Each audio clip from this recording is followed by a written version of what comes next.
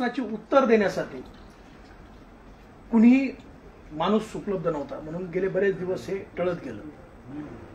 काल महाराष्ट्र राज्याचे माजी मंत्री धनंजयजी मुंडे यांनी ठाणे येथे एक भाषण केलं. ही त्यांची दुसरी वेळ आहे बहुधा, की वैर माझ्यासोबत होतं तर माझी जात का बदनाम केली, माझा जिल्हा का बदनाम केला, माझा समाज का बदनाम केला आणि माझी माती का बदनाम केली. आपल्या माध्यमातून धनंजय मुंडे साहेबांना मला काही प्रश्न विचारायचे, त्या प्रश्नाची उत्तरं ते देतील.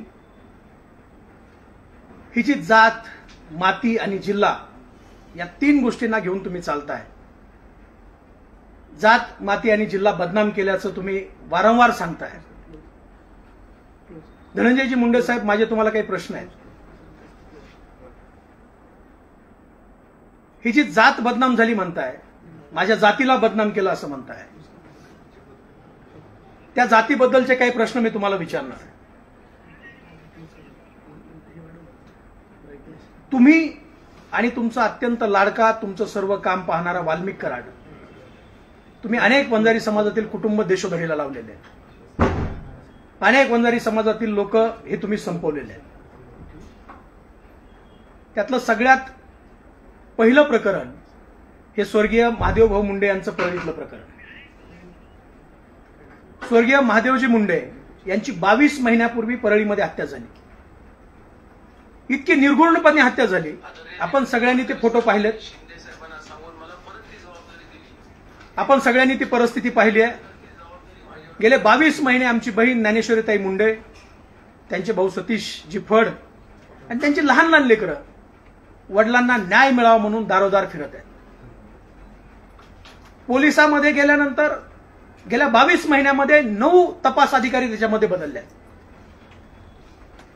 अजूनही त्या प्रकरणामध्ये ज्ञानेश्वरीताई मुंडेचा साधा जॉब सुद्धा पोलिसांनी घेतलेला नाही.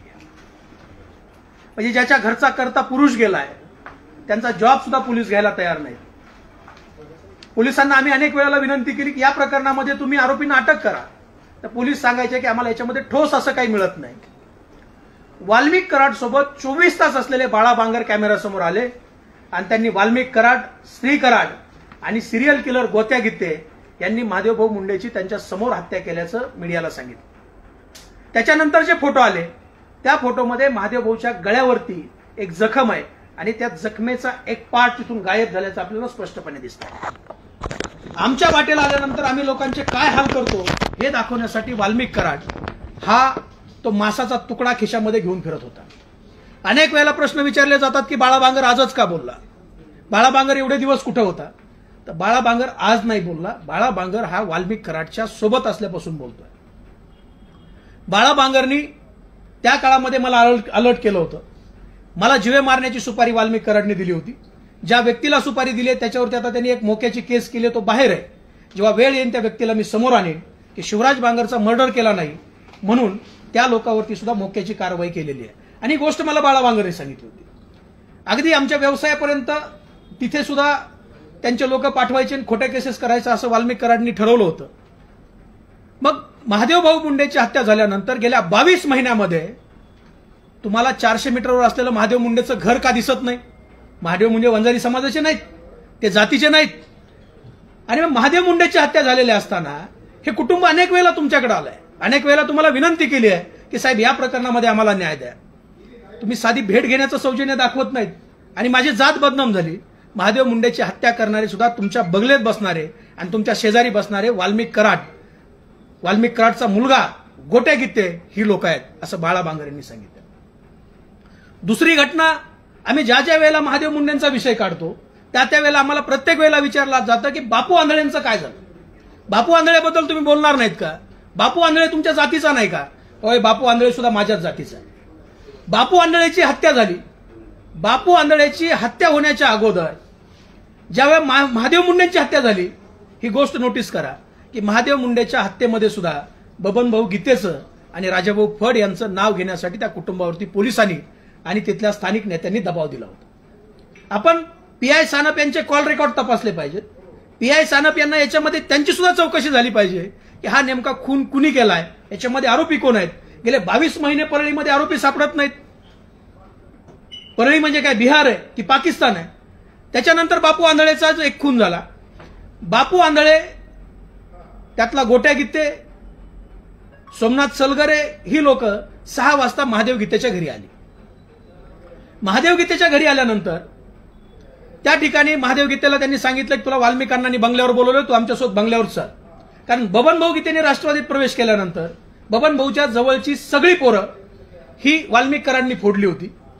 ज्या दिवशी महादेव मुंडेंची हत्या झाली त्याच्या 3 दिवस अगोदर एकाच वेळेला अनेक बबन भाऊच्या कार्यकर्त्यावरती हल्ले झाले. त्याच्यामध्ये सहदेव सातबाई असेल, स्वप्नील पुजारी असेल, त्याच्यानंतर नेहरकर असेल, त्याच्यानंतर साळुंके असेल, या लोकांचे हातपाय ह्या गोट्या गीते आणि ह्या गँगने मोडलेले आहेत. पोलिसांनी साधी एनसी सुद्धा घेतली नाही. त्याच्यानंतर कोर्टात जावं लागलं आणि कोर्टात गेल्यानंतर गोट्या गीते आणि त्याच्या गँगवरती 307च्या केसेस कोर्टाच्या माध्यमातून केल्या. हे जे अभय आहे, हे परळीमध्ये अभय कोण या गुन्हेगारांना देत होतं हा सुद्धा विचार आहे. याच्यातला सहदेव सातबाई सुद्धा वंजारीच आहे, याच्यामधला नेहरकर सुद्धा वंजारी आहे. अरे नाथरा गावामध्ये राहणारा प्रकाश मुंडे हा तुमच्या विरोधामध्ये ग्रामपंचायतचा सदस्य होतो, तुम्ही त्याच्यावरती खोट्या केसेस करता, त्याला उचलून नेता, त्याला मारहाण करता. नाथऱ्याचा प्रकाश मुंडे सुद्धा तुमच्या तावडीतून सुटला नाही, त्यावेळेला जात बदनाम होत नाही. मग ही लोक महादेव गीतेच्या घरी आली, त्यांनी सांगितलं की तुला अण्णासाहेबांनी बोलवलंय आणि तू चल. महादेव गीतेने सांगितलं मी येणार नाही, मी बबन भाऊशी एकनिष्ठ. त्याच्यानंतर पुन्हा 8:20 ही सगळी लोक महादेव गीतेच्या घरी आली. महादेव गीतेच्या घरी आल्यानंतर बापू आंधळे हा महादेव गीतेच्या जवळ गेला. महादेव गीतेला त्यांनी एक फटका मारला आणि त्याच्यानंतर या लोकांनी फायरिंग केली. या फायरिंगमध्ये महादेव गीतेला 2 गोळ्या लागल्या, ज्या पोटातून आरपार होऊन गेल्या.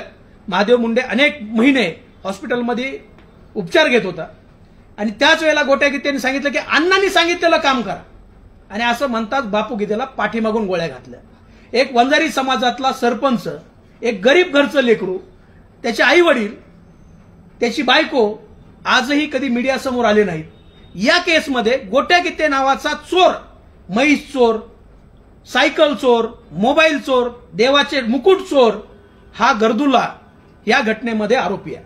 त्यांनी बापू आंधळेला गोळ्या घातल्या, बापू आंधळेचा त्या ठिकाणी खून झाला आणि बबन भाऊ गीते तिथे नसताना सुद्धा बबन भाऊचं नाव त्याच्यामध्ये गोवण्यात आलं. ज्या महादेव गीतेला गोळ्या घातल्यात त्या महादेव गीतेला सुद्धा त्याच्यामध्ये गोवण्यात आलं. हे बबन भाऊ गीते, महादेव गीते, मुकुंद गीते ही लोक वंजारी समाजाची नाहीत. म्हणजे बबन गीते हा तुम्हाला फक्त तुमच्या निवडणुकीला उमेदवार होऊ शकतो या भीतीपोटी बबन गीतेला कुठल्या ना कुठल्या गुन्ह्यामध्ये गोवायचं आणि कुठल्या ना कुठल्या गुन्ह्यामध्ये त्याला ट्रॅप करायचं. म्हणून जे परळीमध्ये त्या काळात खून प्रकरणं झालेत त्या खून प्रकरणामध्ये बबन गीतेचं आणि राजाभाऊ फडचं नाव घेण्याचा प्रयत्न झाला. हा जो गोट्या गीते नावाचा जो सिरियल किलर आहे, हा गोट्या गीते रात्री अपरात्री बबन भाऊच्या घरी जायचा. त्याचे व्हिडिओ आहेत, मी तुम्हाला व्हिडिओही देतो. रात्री अपरात्री बबन भाऊच्या घरी जायचा. बबन भाऊच्या दारामध्ये दारूचे ग्लास, हाडकाचे तुकडे, राम नाम सत्य है, बबन भाऊला शिवीगाळ, बाजारामध्ये उभा राहायचं, बाजारातून फोन करायचा आणि त्याचा व्हिडिओ करायचा आणि बबन भाऊला आई बहिणीवर शिवीगाळ करायची. का तर बबन भाऊनी फक्त गोट्याला एक झापड मारावी किंवा काहीतरी करावं, त्याच्यानंतर गोट्याचा खून करायचा आणि त्या खुनामध्ये बबन गीतेनं गुंतवायचं, या प्रकारची प्लॅनिंग होती. एवढं छळलं बबन गीतेला, तरीही बबन गीतेंनी संयम ठेवला. मला कुठल्याही लोकांना वाईट बोलायचं नाही, मी संविधानिक पद्धतीने यांच्या विरोधामध्ये लढणार. आणि त्या बापू आंधळेची हत्या या वाल्मिक कराडनी, या गोट्या गीतेंनी, सोमनाथ सलगरे, राजा फड या लोकांनी बापू आंधळेची हत्या केली. मग बापू आंधळेची जर हत्या झालेली असेल तर त्या हत्येमध्ये फिर्यादी बापू आंधळेचा घरचा पाहिजे ना. बापू आंधळेची आई पाहिजे, वडील पाहिजे, बायको पाहिजे. हा भुरटा चोर गोट्या गीते त्याच्यामध्ये फिर्यादी केलाय आणि त्याला फिर्यादी करून बबन भाऊ गीतेला त्याच्यामध्ये गोवलं. बरं, जी गोळीबार महादेव गीतेवर झाला त्याच्यामध्ये अंबेजोगाईमध्ये महादेव गीते हे उपचार घेत होते आणि उपचार घेत असताना त्या ठिकाणी ससाने नावाचा एक पोलीस अधिकारी जॉब घ्यायला जायचा आणि ज्या वेळेला महादेव गीते म्हणायचे की माझ्यावर हल्ला करण्यासाठी या लोकांना वाल्मिक बाबूराव कराड यांनी पाठवलंय, तसाच अधिकारी उठायचा निघून जायचा. कमीत कमी 50 वेळा महादेव गीतेंनी हा हल्ला वाल्मिक बाबूराव कराड यांनी घडून आणलेला आहे आणि बापू आंधळेला सुद्धा गोट्या गीतेनेच गोळ्या घातल्यात, अशा प्रकारचं स्टेटमेंट दिलेलं आहे. तरीही पोलिसांनी रेकॉर्डवरती वाल्मिक अण्णा असा उल्लेख केला. एक पाठीमागे एक एफआयआर झाला होता परळी पोलीस स्टेशनला, तो रील स्टार काय नव्हतं, तो बंदुकीवाला कैलास फड, त्या कैलास फडवरती गुन्हा दाखल झाला. त्यांनी भर इलेक्शनमध्ये आमच्या पक्षाचे उमेदवार राजेसाहेब देशमुख आणि आमच्या पक्षाचे नेते महादेवराव जाधव या लोकांना कॅमेऱ्यासमोर मारहाण केली. पण कॅमेऱ्यासमोर मारहाण करून सुद्धा या लोकांवरती गुन्हा झाला नाही। ही घटना पुढे आली, स्वर्गीय संतोष अण्णाची, गुन्हे दाखल व्हायला सुरुवात झाली आणि मग पोलिसांनी गुन्हा दाखल केला। कैलास फड आणि कैलास फडचा मुलगा, परळी पोलीस कुठं राहतात,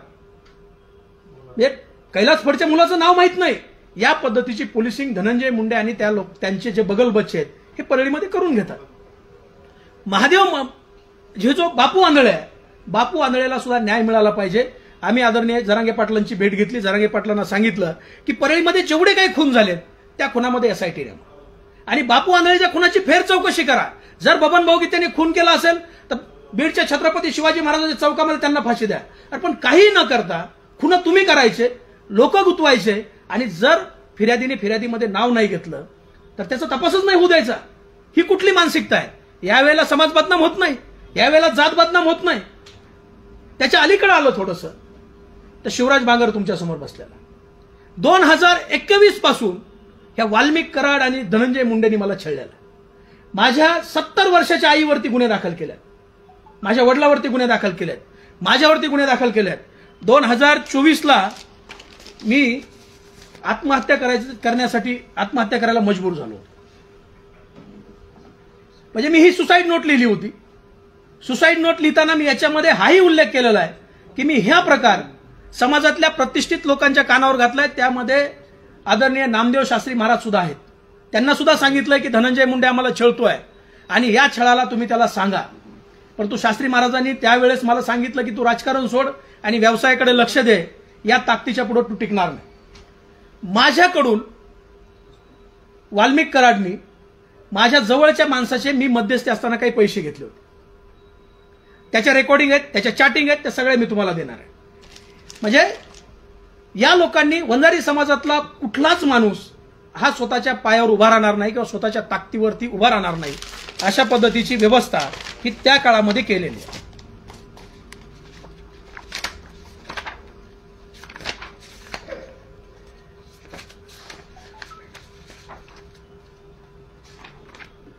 मी ज्यावेळेस वंचित बहुजन आघाडीचा जिल्हाध्यक्ष होतो त्यावेळेस माझे एक सहकारी होते डॉक्टर सूर्यवंशी नावाचे। त्यांनी एक जमीन घेतली होती, ती जमीन त्यांनी पूर्ण प्रक्रिया करून घेतली होती, कायदेशीर प्रक्रिया पूर्ण, आजही ते कोर्टामध्ये पेंडिंग आहे। परंतु आघाव नावाचा एक अधिकारी होता इथे, त्या आघावने अनेक देवस्थानाच्या जमिनीचे घोटाळे केले होते आणि त्या आघाववरती प्रेशर करून त्या डॉक्टर सूर्यवंशीला ही जमीन घेऊ द्यायची नाही याच्यासाठी ते प्रेशराईज करत होते। सूर्यवंशी माझ्याकडे आले, मी त्यांना फोन केला, त्यांनी सांगितलं की हा विषय आपण मिटवून टाकू। मिटवण्यासाठी त्यांनी पैशाची मागणी केली। डॉक्टर म्हणले मला काही त्रास नको, मी सामान्य माणूस आहे, त्यांना पैसे देऊन टाकू आणि आपण आपला जमिनीचा व्यवहार पूर्ण करू। त्यानंतर त्यांनी वाल्मिक कराडला माझ्या हाताने 25 लाख रुपये दिले आणि 25 लाख रुपये दिल्यानंतर हे डॉक्टर सोमवंशी मला बोलतायत, सर झाले का, सर बोललात का आगाव साहेबांना, किती वाजता परळीला जायचंय, कुठपर्यंत आलात सर। ही मिरस्कर मॅडमने तिची स्थगिती ऑर्डर दिली, ती स्थगिती ऑर्डर आहे। माझे पैसे आज काही करून वाल्मिक अण्णाकडून परत आणा, मी माझे प्रकरण हायकोर्टमध्ये दाखल केलेलं आहे। हे कोण म्हणतंय? डॉक्टर सोमवंशी म्हणतायत।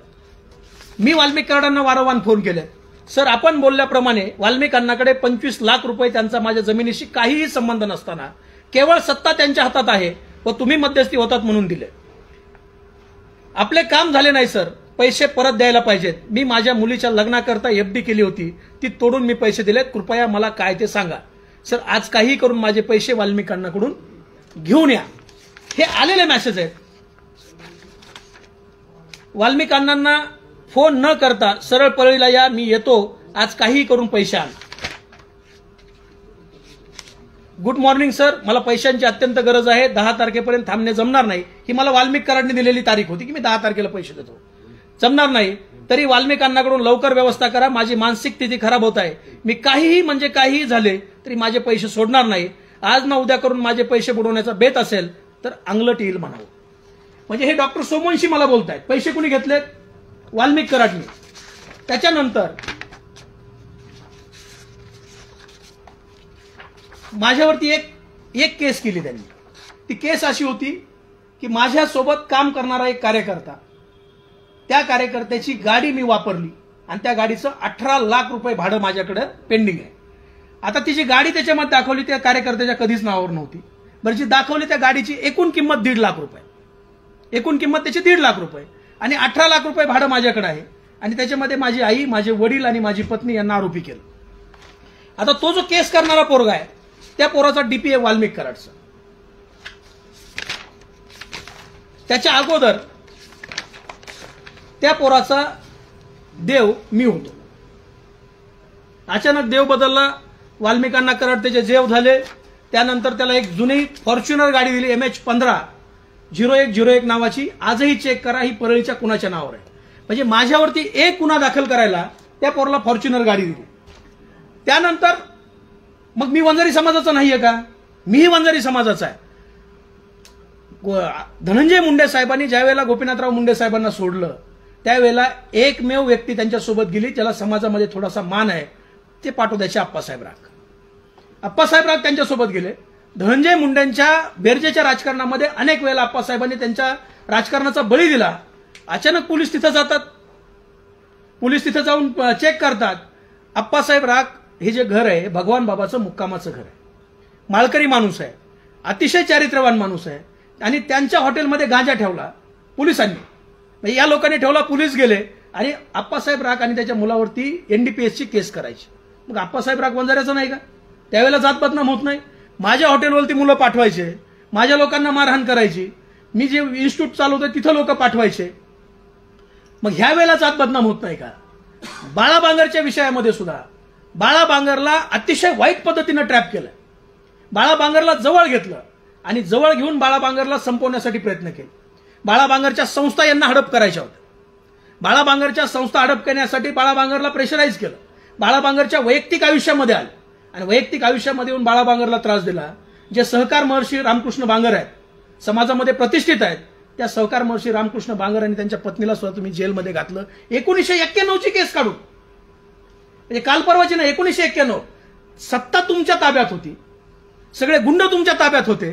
त्यावेळेला तुम्ही रामकृष्ण बांगरांना छळलं, त्यावेळेस तुम्ही बबन भाऊंना छळलं, महादेव मुंडेंची हत्या केली, बापू आंधळेंची हत्या केली, शिवराज बांगरला छळलं, आप्पासाहेब राखांना छळलं.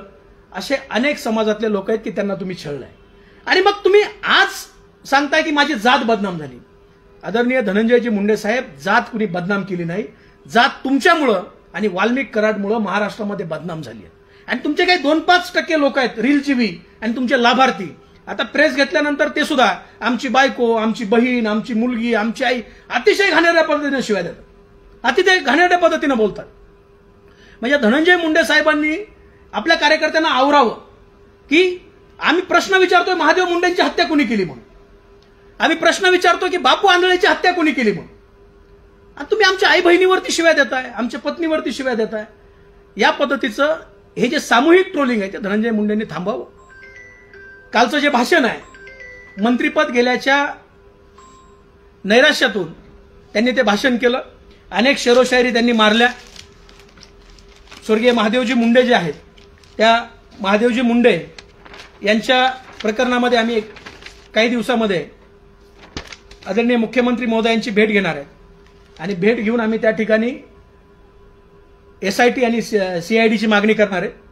त्याच्यानंतर आता ही जी लोक आहेत बघ, अगदी महादेव मुंडे असतील, बापू आंधळे असतील, शिवराज बांगर असेल, बाळा बांगर असेल, सहदेव सातबाई असेल, नेहरकर असेल, गित्ते असेल, बबन भाऊ गित्ते असतील, महादेव गित्ते असतील, या सगळी लोक आम्ही वंजारी समाजाची आहेत.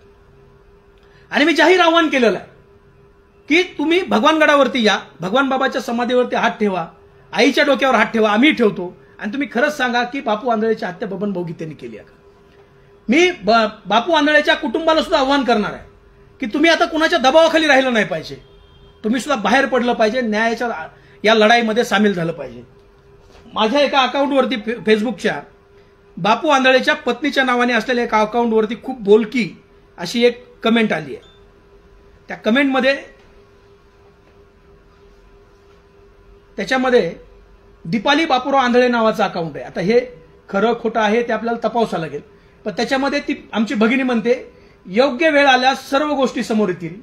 मीडियावाले पैसा आणि सत्तेच्या पुढे, माफ करा त्यांनी जे लिहिलंय ते वाचतो, मीडियावाले पैसा आणि सत्तेच्या पुढे जाऊ शकत नाहीत, त्यामुळे त्यांनी यामध्ये दखल घेतली नाही. ही बापू आंधळेच्या पत्नीच्या नावाने असलेल्या इंस्टाग्राम अकाउंटवरून माझ्या व्हिडिओवरती मी जेव्हा बापू आंधळेला न्याय मागणी केली त्यावरती त्यांनी दिलेली ही प्रतिक्रिया. मी बापू आंधळेच्या कुटुंबाला सुद्धा विनंती करणार तुम्ही बाहेर आलं पाहिजे. स्वर्गीय महादेवजी मुंडेंचं कुटुंब ज्या धैर्यानं ज्या ताकदीनं लढतंय, ज्या धैर्यानं ते या सगळ्या गोष्टीचा सामना करतायत, तुम्ही सुद्धा या सगळ्या गोष्टीचा सामना केला पाहिजे. धनंजयजी मुंडे साहेब, जात ही तुमच्यामुळे बदनाम झाली आहे. तुमच्यामुळं, वाल्मिक कराडमुळं आणि तुमचे काही 5% लाभार्थी आहेत ना, या लाभार्थ्यामुळे अखंड महाराष्ट्रामध्ये, देशामध्ये माझा वंजारी समाज हा आरोपीच्या पिंजऱ्यात उभा आहे. त्याला तुम्ही आरोपीच्या पिंजऱ्यात उभा केलाय. माझी जात खंडणी घेत नाही, माझी जात कुणाचा खून करत नाही, माझी जात कधीच कुणावरती अन्याय करत नाही. माझी जात ही ऐश्वर्य संपन्न संत भगवान बाबाच्या विचाराने आणि छत्रपती शिवाजी महाराजांच्या विचाराने चालणारी जात आहे. बाबासाहेबांच्या संविधानाला मानणारी आम्ही माणसं आहेत. हा तुमचा जो उद्योग आहे तो तुम्ही जातीच्या माथी मारू नका. तुम्ही जे उद्योग केलेत ते तुम्ही स्वतःसाठी केलेत. म्हणजे तुम्हाला राजकारणात आडवे येत आहेत म्हणून काही लोक मारलेत, तुम्हाला राजकारणात आडवे येत आहेत म्हणून लोकांना तुम्ही खोट्या केसेसमध्ये उतरवलाय. परंतु तुम्ही आता जातीच्या आड येऊ नका, आता जातीच्या पाठीमागे लपू नका. तुम्ही तुमच्या पद्धतीनं केलाय, तुम्ही स्वतःसाठी केलाय. आणि ही जी जातीतली माणसं आहेत ही सगळी, या जातीतल्या माणसावर केलेल्या अन्यायाबद्दल धनंजय मुंडे साहेब तुम्ही बोललं पाहिजे. कालचा समाजाचा मेळावा होता, त्या समाजाच्या मेळाव्यामध्ये एखादा ब्र शब्द तरी स्वर्गीय महादेव मुंडे यांच्या न्यायासाठी निघणं अपेक्षित होतं. म्हणजे मनोजदादा जरांगे पाटील हे ज्यांना तुम्ही शिव्या घालताय, ज्यांना विरोध करताय, ते आमच्या ज्ञानेश्वरताई मुंडेला न्याय देण्यासाठी परळीमध्ये आलेत, मुख्यमंत्र्यांशी भेटतायत. येणाऱ्या काळामध्ये आंदोलन सुद्धा ते करणार आहेत. आम्ही सगळे सोबत आहेत. परंतु आता आम्ही सर्व हे वंजारी समाजातली जेवढी लोक आहेत, ही वाल्मिक कराड आणि धनंजय मुंडे यांच्या अन्यायाने ग्रस्त असलेली लोक, आम्ही सुद्धा आता समाजाच्या न्यायालयामध्ये जाणार आहे. येणाऱ्या काळामध्ये ज्यावेळेला आम्ही मुंबईवरून परत येऊ त्यावेळेला आम्ही सर्वजण भगवानगडावर जाऊन न्यायाचार्य नामदेव शास्त्री महाराज यांच्याकडे जाणार आहेत आणि त्यांना सुद्धा आम्ही या अन्यायाच्या विरोधामध्ये, आम्हाला अन्यायाच्या विरोधात न्याय द्या, आमचा न्याय करा, अशी आम्ही मागणी त्यांच्याकडे सुद्धा करणार आहोत. की शेवटी ते धर्मपीठ आहे आणि बहुतांश समाज हा त्या धर्मपीठाला मानतो. नामदेव शास्त्री महाराजांना आम्ही सुद्धा फार मानतो. त्यांनी ज्या पद्धतीनं भूमिका घेतली की धनंजय मुंडे हे भगवानगडाचे आहेत आणि आम्ही त्याला गडाचं घोषित केलंय, आमचं त्याच्याबद्दल अजिबात दुमत नाही. धनंजय मुंडेंना भगवानगडाने आपलं घोषित केलं तर आमचं दुमत नाही. परंतु हे जे काही गोर गरीब पीडित वंजारी समाज आहे, त्या समाजाला सुद्धा तुम्ही आपलं म्हणलं पाहिजे. त्यांच्यावर जो अन्याय झालाय तो अन्याय सुद्धा तुम्ही निवळला पाहिजे. पण त्याच्या अगोदर 5 वर्ष पंकजाताई पालकमंत्री होत्या. पंकजाताई पालकमंत्री असताना एक तरी असा अन्यायग्रस्त माझ्या समोर आणून दाखवा. ताईबद्दल तक्रार असू शकते की ताईंनी मला काम केलं नाही माझं, किंवा ताईंनी माझ्या कामाकडे दुर्लक्ष केलं, परंतु एखाद्याचं कुटुंब उद्ध्वस्त केलंय अशी एकही व्यक्ती पंकजाताईच्या 5 वर्षाच्या काळात मिळणार नाही. परंतु वाल्मिक कराड आणि धनंजय मुंडे यांच्या काळामध्ये हजारो कुटुंब उद्ध्वस्त झाले. त्याच्यामध्ये ते युनिव्हर्सल पद्धतीनं केलंय. म्हणजे त्यांनी कुणालाच सोडलं नाही, कोणत्याच जातीला सोडलं नाही. परंतु आज तुमच्यावरती वेळ आल्यावर 200 दिवस तुम्ही गप असता आणि माझ्या जातीला बदनाम केलं, माझ्या जातीला. मग आम्ही कोणत्या जातीचे आहेत?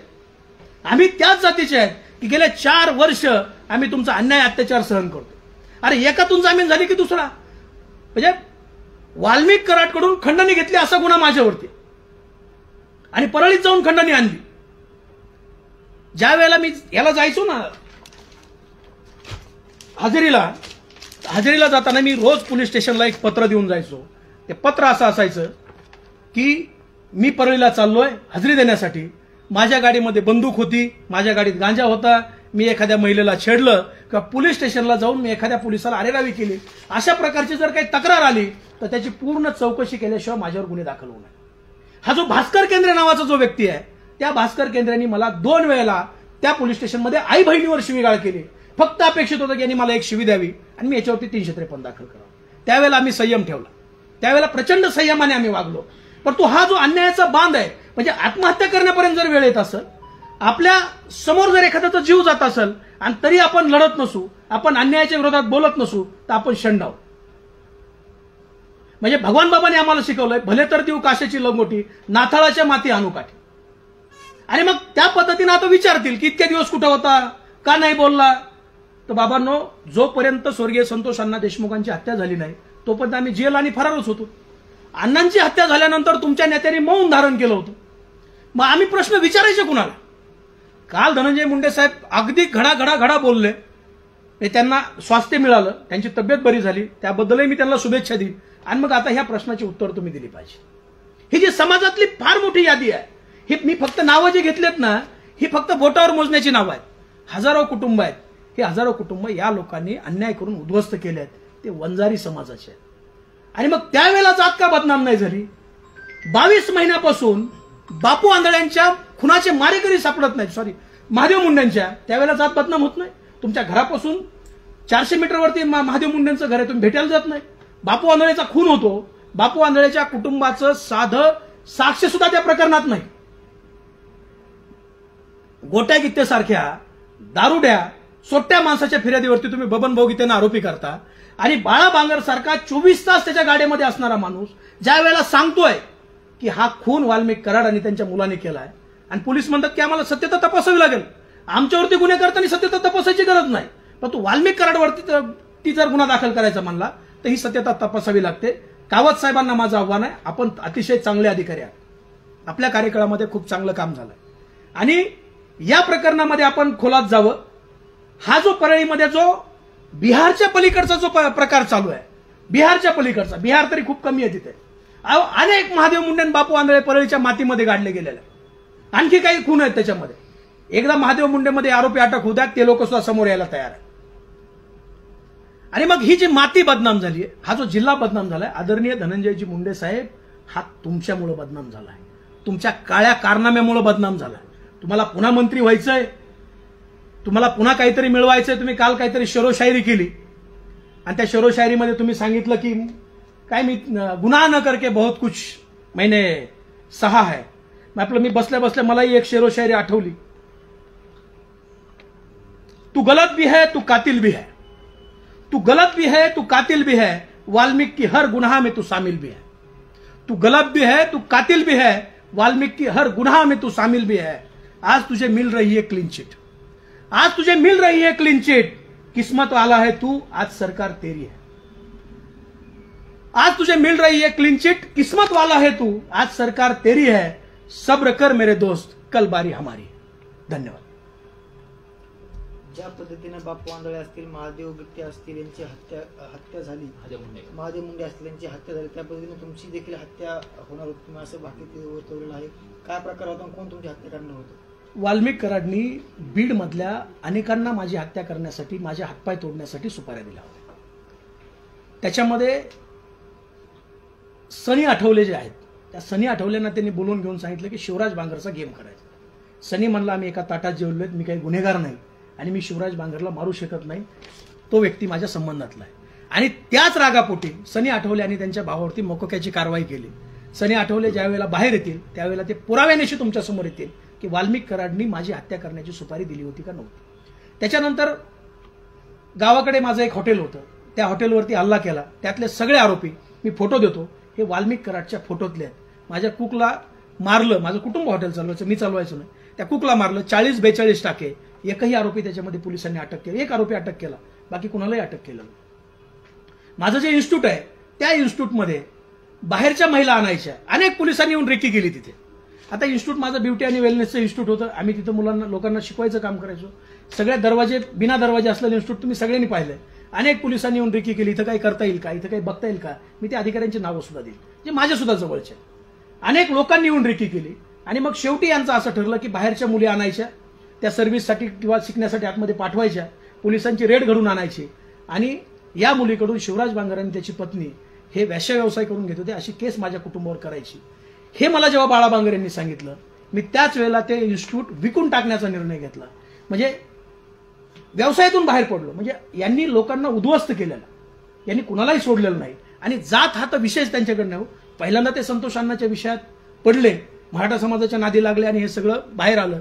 संतोष अण्णांची हत्या झाली, आभाळा एवढं दुःख आहे, पण तो संतोष अण्णांची हत्या झाली नसती आणि हे लोक जर जेलमध्ये गेले नसते तर रांग लावून यांनी लोक मारले असते.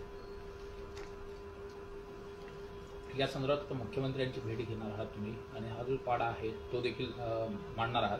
पण या अगोदर तुम्ही अशी दाद मागण्यासाठी कुठपर्यंत गेलेला होता आणि कशी काही तक्रार वगैरे कुठपर्यंत केली? मी त्याच्यामध्ये हे बघा, हे गृहमंत्री साहेबांना दिलेली माझी तक्रार आहे. गृहमंत्री साहेबांना मी पोलीस आयुक्ताकडे गेलो होतो, मी सगळ्याकडे गेलो होतो.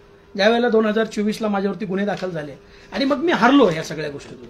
माझे वडील अत्यंत सामान्य ऊसतोड कामगार आहे. बिचारे 2-2 महिने, माझं 8 किलोमीटर गाव आहे, बीडला सुद्धा येत नाहीत.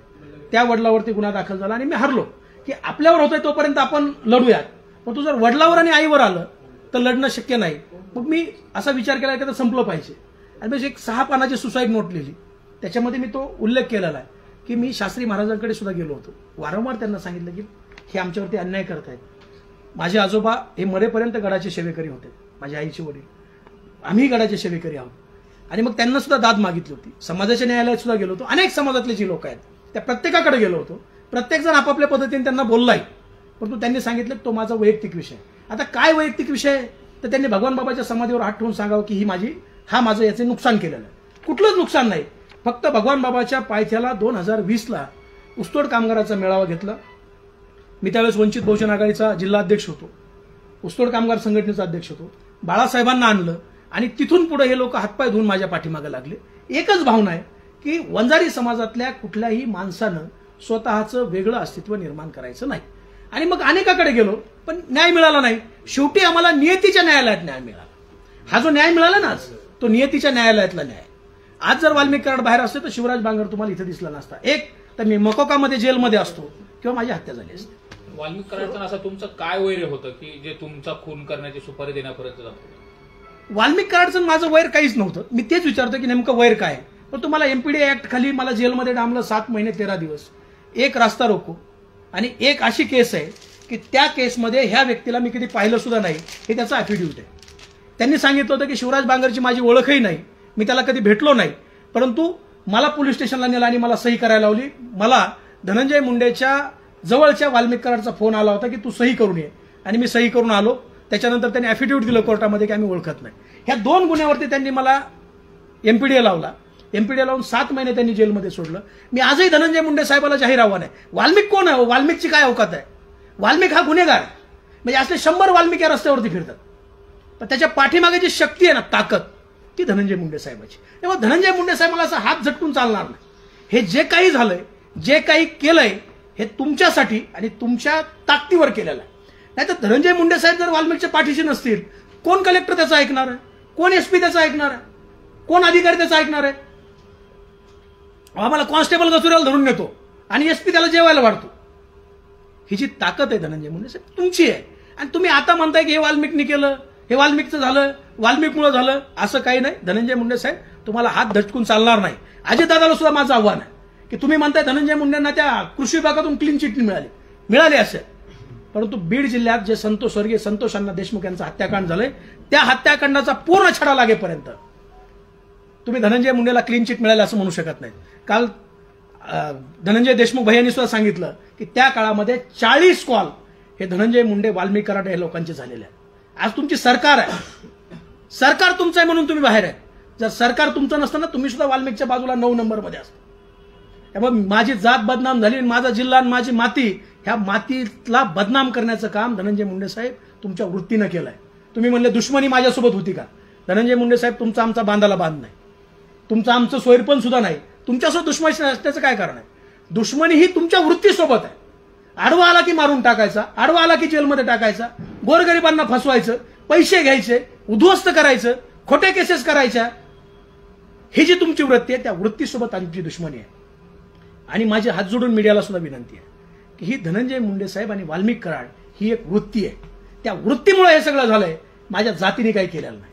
5-10% लोक आहेत त्यात, परंतु 90% माझा समाज हा वेगवेगळ्या क्षेत्रामध्ये आज टॉपवरती गेलेला आहे. पद्मश्री तात्याराव लहाने माझ्या समाजाचे, संजय बांगर माझ्या समाजाचा आहे, मनसुखराव इतकर माझ्या समाजाचे आहेत, भरत आंधळे माझ्या समाजाचे आहेत. अनेक नावं, अशी हजारो नावं घेता येतील. ही वेगवेगळ्या क्षेत्रामध्ये आपला ठसा उमटवत आहेत. ही माझ्या समाजाची लोक आहेत. आणि त्या लोकांना मागे सोडून वाल्मिक कराड सारख्या गुन्हेगाराला पुढे करून माझा समाज बदनाम करायचं थांबवा. माझा समाज हा अतिशय चांगला आहे, अतिशय चांगल्या पद्धतीनं काम करणार आहे, शब्दाला जागणारा माझा समाज आहे, कष्टाळू समाज आहे. त्यामुळं माझा समाज कधी बदनाम नाही, तो होणारही नाही. तुम्ही झालात, तुमचे चेले चपाटे झालेत आणि त्याचं सगळं जे गठुड आहे ते समाजाच्या खांद्यावरती तुम्ही टाकू नये. आणि जर टाकायचं असेल तर या समाजाची परिषद भगवान गडावर भरावी. ज्या लोकांना तुम्ही उद्ध्वस्त केलंय मी त्यांना घेऊन येतो आणि ह्या सगळ्यांची उत्तरं तुम्ही भगवान गडावरती द्यावं. हे मी का केलंय, कशासाठी केलंय आणि ही जातीतली लोक नाही आहेत का? बापू आंधळेंचा खून नेमका कोणी केलाय आणि त्याच्यामागे तुम्ही आता नाव सांगितलं, त्याच्यामुळे काही मागणी करणार का? बापू आंधळेचा जो खून आहे, महादेव मुंडेचं स्टेटमेंट आहे, त्याच्यामध्ये त्यांनी स्पष्ट असं सांगितलंय की बापू आंधळेचा खून हा गोट्या गीते, सोमनाथ सलगरे, राजा फड या लोकांनी केलेला आहे. आणि हे स्टेटमेंटमध्ये आहे त्याच्या, तरीही पोलिसांनी त्याच्यामध्ये काही कारवाई केली नाही.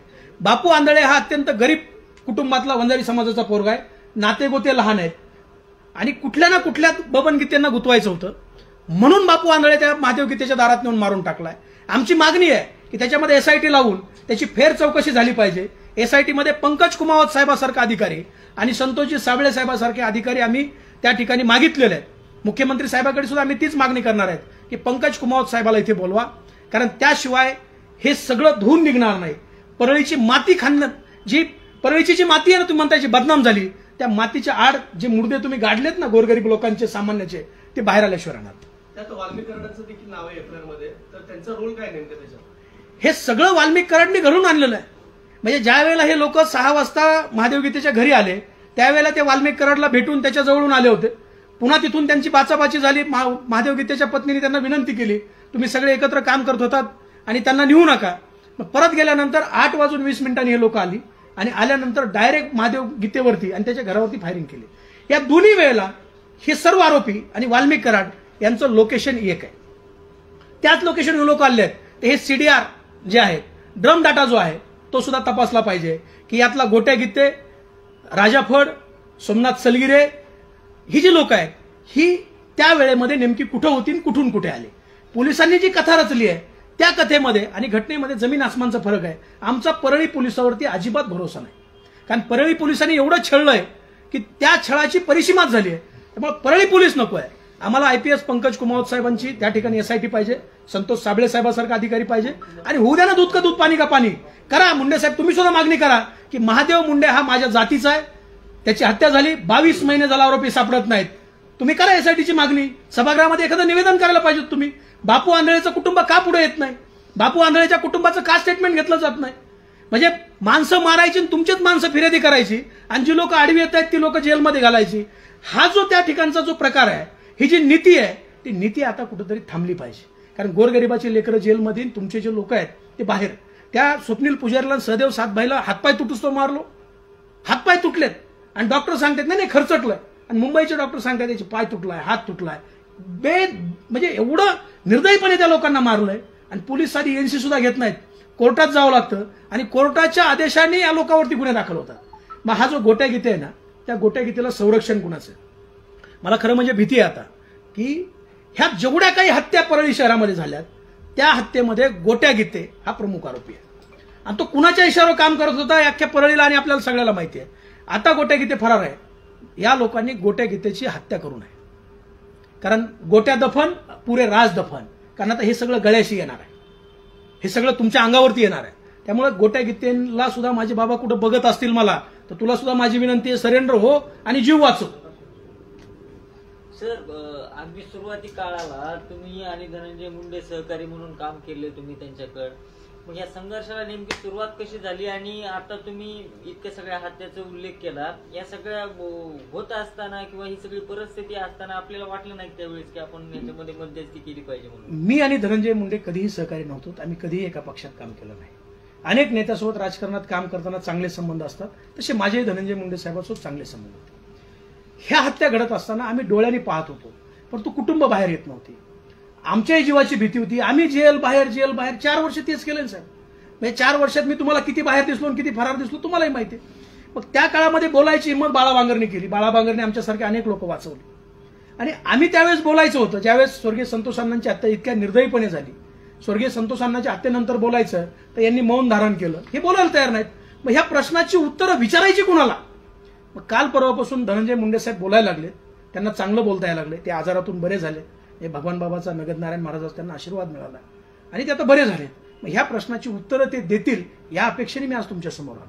मधल्या काळामध्ये सुद्धा जेव्हा आम्ही बोललो, अत्यंत घाणेरड्या पद्धतीने आम्हाला ट्रोल केलं. त्यांची ट्रोल आर्मी आहे. कुणी उस्मानाबादचा आहे, कुणी लोह्याचा आहे, कुणी कंधारचा आहे, कुणी इथला आहे, कुणी आमच्या शेजारी बसून फेका काढून शिव्या देत आहे. परंतु यांची संख्या आता बोटावर मोजण्यासारखी झाली आणि या लोकांनी सुपारी घेतली. म्हणजे जे लोक म्हणतात ना आम्ही महादेव मुंडेंना न्याय मागताना बापू आंधळेचं काय? बापू आंधळे सुद्धा तुमचंच आहे. आमचाच आहे तो, आणि तुम्हीच केलेला आणि तो बाहेर काढणार आहे. कसं असणार आहे, कसं न्याय देणार तुम्ही? आंधळे खून प्रकरणामध्ये त्यांच्या कुटुंबाला न्याय कसा मिळणार आहे? का आंदोलन केलं जाणार आहे? आंधळे कुटुंबाला न्याय देताना आम्ही त्याच्यामध्ये सर्वप्रथम SITची मागणी केलेली. मुख्यमंत्र्यांना भेटून सुद्धा आम्ही SITची मागणी करणार. आदरणीय जितेंद्र आव्हाड साहेब, आदरणीय सुप्रियाताई सुळे, सुरेश अण्णा धस यांनी सातत्याने हे विषय उचललेले आहेत आणि याच्यामध्ये SITची मागणी करून या खुनाची फेर चौकशी झाली पाहिजे. एकदा फेर चौकशी झाली, एकदा यांचे लोकेशन चेक झाले, परळी पोलीस सोडतात, परळी पोलिसाकडून नको आहे. आणि परळी पोलिसाला जर याची चौकशी दिली तर परळी पोलीस मला आणि बाळा बांगरला सुद्धा त्या खुनात आरोपी करतील पुन्हा. ते हे राहिले होते दोन, हे घ्या आणला. त्याच्यामुळे परळी पोलीस सोडता IPS दर्जाचा अधिकारी, तेही पंकज कुमावतच असावेत अशी आमची मागणी आहे. संतोष साबळे साहेबासारखा अधिकारी असावा आणि PI रवी सानप साहेब जे आहेत ते, ससाने साहेब यांची सुद्धा चौकशी झाली पाहिजे. यांना कुणाकुणाचे फोन आले, कारण बापू आंधळेचा FIR हा अंबेजोगाईच्या रेस्ट हाऊसमध्ये 4 वकिलांनी बसून, वाल्मिक कराडनी बसून बनवलेला आहे. कुणाचं नाव घालायचं, कसं बसवायचं, काय करायचं, आणि मग त्या पद्धतीने बबनभाऊ गीतेला, महादेव गीतेंना, मुकुंद गीतेला, नेरकरला, आमच्या हे सगळ्या लोकांना त्याच्यामध्ये गुंतवलं. फेर चौकशी झाली त्रयस्थ अधिकाऱ्यामार्फत, तर याच्यामध्ये 100% त्या कुटुंबाला न्याय मिळणार आहे. मी कुटुंबाला आव्हान केलं की तुम्ही सुद्धा आता बाहेर या. माणूस गेलाय, आपला करता पुरुष गेल्यानंतर घरामध्ये काही शिल्लक राहत नाही. मग असं काय मेलो काय जगलो काय, तर लढता लढता मेलो तर निदान लोक म्हणतील तरी लढले तरी. CCTV काही महादेव गीते यांच्या घरचे आहेत आणि त्या संदर्भात काही टाइम लोकेशन आहे ज्यामध्ये यांना आरोपी केलं गेलं होतं बबन गीतेंना, तर त्या संदर्भातले काही पुरावे वगैरे सादर केले? ते न्यायालयीन प्रक्रियेचा भाग आहे. तो न्यायालयीन प्रक्रियेचा भाग आहे, त्याच्यामुळे तो न्यायालयामध्ये आम्ही देणार आहे. जे काही त्यांनी त्या अधिकाऱ्यांना हाताशी धरून केलंय, काय केलंय, हा भाग न्यायालयीन प्रक्रियेचा, त्यामुळे त्याच्यावरती बोलता येणार नाही. पण तो गोट्या गीतेला ज्या पद्धतीनं त्यांच्या अंगावरती घातलं होतं, CCTV आहे का तिथला महादेव गीतेंच्या? निश्चितपणे त्या परिसरातले CCTV आहेत आणि ते आम्ही न्यायालयामध्ये देऊ. पण तो ज्या पद्धतीने गोट्या गीतेला मरू घातला होता, आणि महादेव मुंडेमध्ये सुद्धा बबनभाऊ गीतेंचा आणि राजाभाऊ फड, हे 6 महिन्यापूर्वी राजाभाऊ फड म्हणले होते की मला गुंतवण्याचा प्रयत्न झालाय. या पद्धतीचा जो हे जे प्रयत्न आहे तो अनेक वेळेला बबनभाऊच्या बाबतीत झाला होता. बापू आंधळे हा वंजारी समाजातला गरीब घरचा पोरगा होता. ही गोष्ट मी परत परत का सांगतो माहितीये, त्याला मारल्यानंतर कुणीही त्याचं फॉलोअप घ्यायला पाठीमागं शिल्लक नाही. वृद्ध आई वडील आणि पत्नी, भाऊ वगैरे नाही, भावकी फार लहान आहे, म्हणून ते गरीबाचं लेकरू मारून टाकलं. आणि त्या खुनामध्ये बबनभाऊ गीते आणि हे सगळे लोक त्या याच्यामध्ये गुंतवली. माझ्या घरचा खून जर झाला असेल तर त्याच्यामध्ये फिर्याद माझी पाहिजे, साक्षीदार तरी मी पाहिजे, मी घटना तरी सांगितली पाहिजे. बापू आंधळेचं कुटुंब या खून प्रक्रियेमध्ये कुठंही नाही. एवढं सगळं प्रकरण होत असताना पंकजाताईंची भूमिका कशी राहिली आणि त्यांनी हे सगळे प्रकार होण्याच्या अनुषंगाने रोखण्यासाठी प्रयत्न केला का, आणि त्यांनी कुठं उच्च पातळीवरती नेमकं काय करायला पाहिजे? ही जी वाल्मिकची जी कार्यपद्धती आहे ना, ही वाल्मिकची कार्यपद्धती अत्यंत वाईट आणि अत्यंत त्रासदायक होती. पंकजाताईच्या सुद्धा अनेक कार्यकर्त्याला फार खालच्या पातळीवर जाऊन त्रास दिला. अहो, धनंजय मुंडे साहेबाचे दिला, बाजीराव भैया धर्माधिकारी सारखा माणूस त्याच्यावरती गुन्हे दाखल केले. जोशी साहेबांना मारायचा प्रयत्न झाला. आता हे सांगत नाहीत, पण महिनाभर धनंजय मुंडे साहेब मिटवत होते वाल्मिकचं जोशी साहेबाचं, मिटवत होते. घ्या माहिती, सोर्स करून माहिती घ्या की ही जी परिस्थिती आहे साहेब, या परिस्थितीमध्ये पंकजाताई मुंडे यांनी म्हणजे या गोष्टीमध्ये कसं पडावं किंवा पडलो तर याचा आउटपुट काय होईल, कारण यंत्रणा सगळी यांच्या ताब्यात होती. ताईचं कोण ऐकेल, कितपत ऐकेल, पण तो एक निश्चितपणे आहे की ताई ह्या कधीही चुकीच्या गोष्टीचं समर्थन करत नाहीत. ताईंनी कधीही कुणाचं वाटोळं केलेलं नाही. मी तेच जाहीरपणे आवाहन केलंय. 14 ते 19 ताई पालकमंत्री होत्या. मला एक समाजातला माणूस आणून दाखवा की त्या माणसाचं वाटोळं ताईंनी केलंय. महादेव मुंडे हत्या प्रकरण असेल, त्याचबरोबर बापू आंधळे हत्या प्रकरण आणि परळीमधले अनेक जे खून आहेत जे समोर आलेले नाहीत, या संदर्भात ताईंनी कधी कुठे भूमिका मांडलेलं पाहायला मिळालं का, आणि तशा पद्धतीने त्यांनी मांडावी अशा अपेक्षा? निश्चितपणे आमची ताईला विनंती आहे की ताई, ही जी लेकरं आहेत, तुम्ही एका आईच्या भूमिकेमध्ये, ही आम्ही सगळी लेकरं आहोत आणि आमच्यावरती जो अन्याय झालाय, किमान तुम्ही आता तरी आम्हाला न्याय द्यायची भूमिका घ्या आणि याच्यामध्ये निष्पक्षपातीपणे चौकशी झाली पाहिजे. निष्पक्षपातीपणे याच्यामध्ये जे काही कुणी गुन्हेगार आहेत, मग ते आम्ही असो, आम्हालाही सोडू नका. म्हणजे मी तर काय म्हणतोय की बबन भाऊ जर गुन्हेगार असतील बापू आंधळे खून प्रकरणामध्ये, तर सगळी मीडिया बोलून छत्रपती शिवाजी महाराजांच्या पुतळ्यासमोर आम्ही फाशी घेऊ. मी घेतो, बबन भाऊ घेते. पण तो हा त्रास कशामुळं? खून न करता बबन भाऊ आज 12 महिने झाले लेकराबाळापासून बाहेर आहे. महादेव गीतेसारखा माणूस, अरे ज्याला गोळ्या घातल्यात, त्याच्या आतड्यामध्ये इन्फेक्शन आहे, तो माणूस जेलमध्ये. गोरगरीब वंजारी समाजाची लेकरं जेलमध्ये. हा त्रास कशामुळे? मग ह्या वेळेला समाज का बदनाम होत नाही?